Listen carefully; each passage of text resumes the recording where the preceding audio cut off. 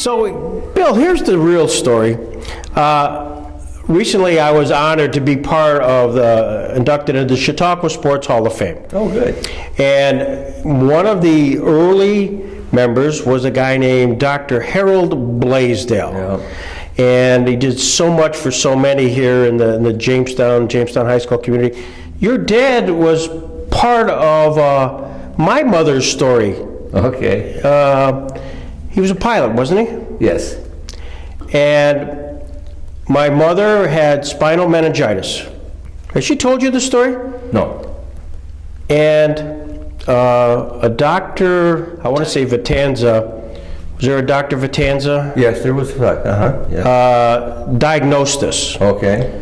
And there was this was my mother at age 6, 7. I mean, and it was spinal meningitis at that time was a fatal. Oh, yeah. Fatal disease. Very bad anytime. And so there was a serum in Pittsburgh, and they needed to get it. And they had to get it right away.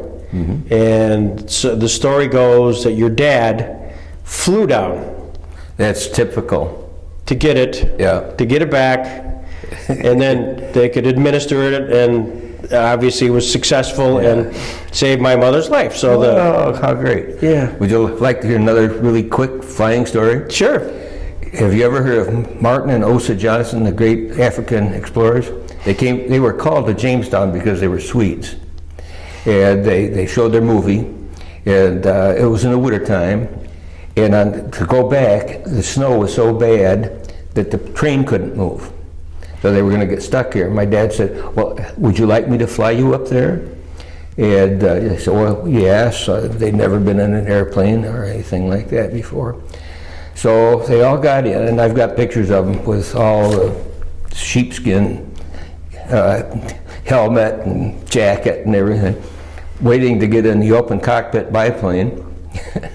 And they jumped in and he flew up to Pittsburgh, and they were so impressed by that flight that they became pilots themselves. Wow. Each had a plane. And they continued on in Africa with the planes that they learned how to fly and got excited about in Jamestown, New York. Sound to it. Then suddenly the sound changed. I said, what's wrong here? I looked around and I looked up, and there was a helicopter coming right over my house. And it stopped over my house. And my dad was out plowing his garden with a push plow. And it stopped over it, and he said, guys leaned out and said, hey Doc, you want to go for a ride?